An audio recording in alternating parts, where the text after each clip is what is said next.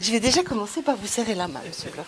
Bonjour. Bonsoir. Bonsoir. Alors, à la sollicitation de la Chambre de commerce et d'industrie du Jura, Philippe Bloch, vous avez été ce soir entouré de Jurassiens, futurs ou déjà entrepreneurs.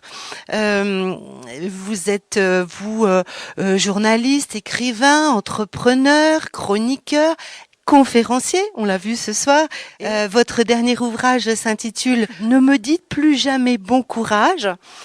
La CCI vient d'éditer un nouveau guide qui s'intitule « Franchissez le cap, créez votre entreprise ». Non, j'étais très frappé de la qualité de ce que j'ai vu de ce guide. C'est vrai qu'il existe plein de guides, de bouquins sur la création d'entreprise, il y en a une foultitude, mais le peu que j'en ai vu, en tout cas, me paraît être extrêmement bien fichu parce que c'est juste ce qu'il faut comme niveau d'information. Parce que c'est vrai qu'il y a beaucoup de Français qui rêvent d'entreprendre, beaucoup se posent des questions qui sont pas toujours les bonnes d'ailleurs, ils voient certaines étapes et ils n'en voient pas d'autres. Et en tout cas, je pense sincèrement que cet outil va être extrêmement utile, en tout cas aux Jurassiens, porteurs de projets, futurs entrepreneurs.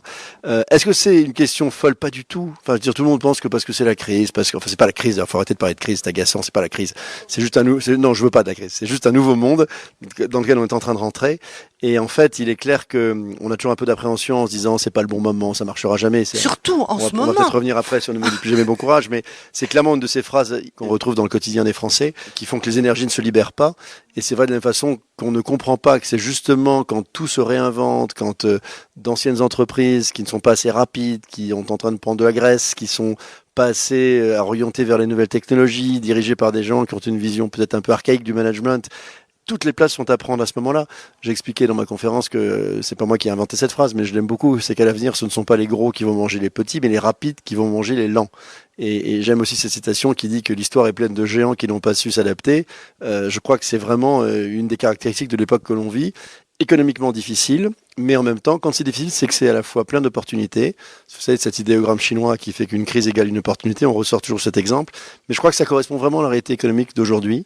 Et donc, c'est évidemment pas une provocation. Créer une entreprise aujourd'hui, c'est possible.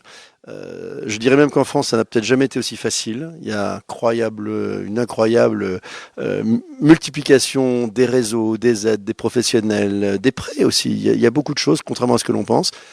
Les Français, me semble-t-il, sont peut-être un peu en train de changer sur l'image qu'elles ont des entrepreneurs. Il était temps, vous me direz. Enfin, ça fait quand même quelques années qu'on attend ça. Donc, il y a de très bonnes raisons d'espérer que les choses favorisent demain l'entrepreneuriat, quel que soit le contexte. Alors, l'entrepreneur que vous êtes, d'ailleurs, ce soir, je dirais au-delà d'une conférence, c'est un parcours de vie qu'on entend, hein, pour que les entrepreneurs, les futurs entrepreneurs, ou ceux qui aujourd'hui sont un petit peu là, fatigués, pour les encourager. Est-ce que il vous semble pas, et vous l'avez dit, mais le rêve est-il supérieur à tout? Évidemment. Vous savez, je disais pendant cette conférence que pour créer une entreprise, il faut avoir un grand rêve. De toute façon, il faut rêver. Ça, c'est quand même le rêve, c'est quand même la nature de l'homme, et c'est ce qui permet de faire des grandes choses ou des petites choses. Ça n'a pas au fond grande importance. Que le résultat soit au fond immense ou juste moyen ou même petit, ça n'a pas grande importance. Donc c'est pas une question de moyens. Non, c'est une question. J'ai commencé l'intervention en disant que le bon moment pour entreprendre, c'est quand le rêve est supérieur aux emmerdements de la vie ou à la difficulté économique du moment. Et je crois que c'est profondément ce que je ressens. C'est-à-dire que en tant qu'entrepreneur, mais aussi en tant qu'observateur des entrepreneurs, j'ai une émission sur BFM Business depuis des années. Je les reçois, je les vois, je vois comment ils fabriquent, comment ils se fabriquent, comment ils créent de belles entreprises. Ils le font parce qu'au fond, ils ont envie de faire un truc formidable qui va bien au-delà de toutes les petites difficultés du parcours. Et quand tout d'un coup le rêve est intact, même quand on a du mal, même quand tout d'un coup on perd 3 clients, même quand tout d'un coup il y a 2 attentats dans Paris qui font que la France s'arrête l'espace de quelques semaines, ben on trouve des ressources. On se dit ok, ben on va être un peu plus flexible, on va peut-être se sacrifier un petit peu, faire quelques économies, être un peu plus malin.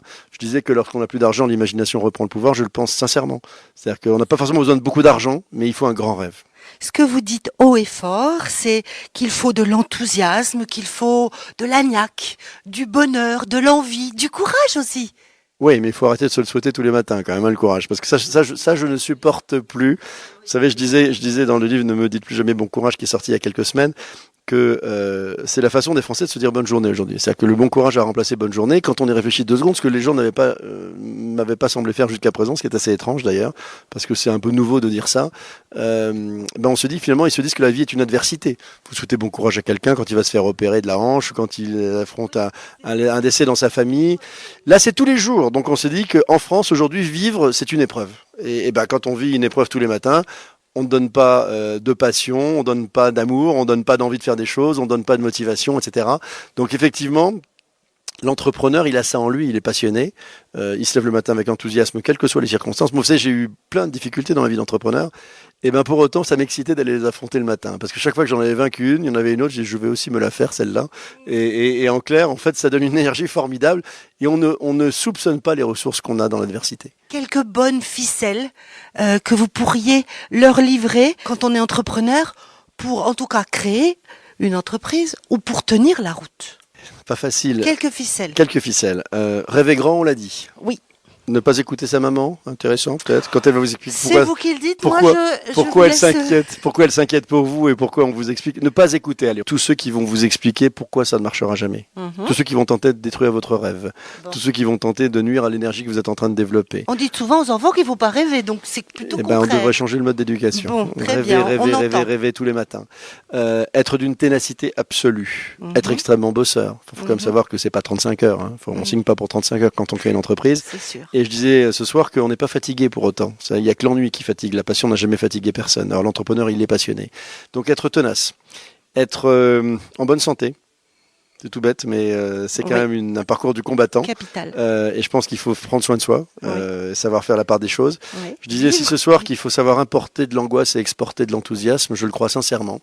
Parce que la force de l'entrepreneur, c'est sa capacité d'absorption de ses emmerdements et de ne pas ressentir le besoin de s'en débarrasser sur le dos des autres. C'est-à-dire, quand on est capable d'absorber des emmerdements et de ne ressortir que de l'énergie, de la séduction, de l'enthousiasme, on a fait une grande partie du chemin. Ne pas croire aussi que des études de marché classiques permettront d'être dans l'innovation de rupture. C'est-à-dire, je suis très frappé de voir qu'en ce moment, les nouvelles technologies permettent de réinventer toute une série de business models dans tous les domaines d'activité. Il n'y a pas un seul secteur d'activité qui ne soit pas concurrencé par de nouveaux acteurs. Quel que soit d'ailleurs le business, qu'il soit classique, dans la distribution classique, dans les nouvelles technologies ou autre chose. Donc ça sert à rien. C'est pas que ça sert à rien, c'est qu'en fait, les gens, vous savez, c'est Steve Jobs, je le répétais aussi ce soir, disait toujours que les gens ne savent jamais ce qu'ils veulent tant qu'on leur a pas proposé. Donc quelque part, aucune étude de marché ne validera un concept neuf. Il faut le tester, après on se loupe ou on se loupe pas, mais il n'y a qu'en faisant qu'on apprend à faire des vraies ruptures. Donc il faut apprendre à prendre des risques. Évidemment, peut-être c'est le métier même de l'entrepreneur. Je l'ai même pas dit tellement c'est évident. Alors, en conclusion, vous nous avez dit, en tout cas à toute la salle, aux Jurassiens, cervelle, avoir de la cervelle, du cœur, des tripes et du foie. On est chez le traiteur. C'est un peu barbecue, je le reconnais. Dans la cervelle, au sens de l'intelligence, il faut évidemment avoir une capacité de raisonnement. Mais je voulais attirer l'attention de nos amis ce soir sur le fait qu'il ne faut pas non plus trop intellectualiser les choses et trop réfléchir. C'est important de dire il y a un problème, on crée un comité de pilotage, on passe 20 ans à réfléchir, mais ça va tellement vite. C'est-à-dire le temps que vous réunissez 15 personnes pendant 15 réunions, le client est parti ailleurs. Donc aujourd'hui, je crois que l'action, le Just Do It de Nike il y a quelques années, est fondamentale et c'est une des clés du succès. Du cœur, parce que voilà, moi je suis peut-être trop affectif dans la vie, mais je pense sincèrement qu'un entrepreneur qui n'aime pas ce qu'il fait n'est pas un bon entrepreneur. Un salarié qui n'aime pas ses clients ne peut pas être un bon fournisseur de services. Quand on n'aime pas les gens avec lesquels on vient bosser le matin, ça se ressent. Vous arrivez dans un avion et ils se font la gueule, on a compris dès qu'on rentre dans l'avion, ça se sent tout de suite. Donc il faut aimer les gens. C'est tout bête, mais c'est peut-être pas très politiquement correct de mélanger le business et l'affection, mais je pense que c'est important. Des tripes, parce que je trouve qu'il faut du courage. Je n'ai pas mis ailleurs que les tripes, mais il faut quand même du courage et il faut y aller parce que c'est compliqué, c'est dur. Il faut avoir cette espèce d'énergie que donne le projet, comme je l'évoquais tout à l'heure. Et puis du foie, bon, c'est une image, mais c'est que quand on prend un coup, c'est de se relever. Enfin, le vrai échec, c'est de pas se relever. Je citais Churchill qui disait que le succès consiste à aller d'échec en échec sans jamais perdre son enthousiasme. Au fond, ça, c'est pour moi un vrai style de vie, en fait. Une philosophie de vie. Philippe Bloch, je vous remercie. Merci. Revenez souvent voir les Jurassiens. C'est promis. Merci beaucoup.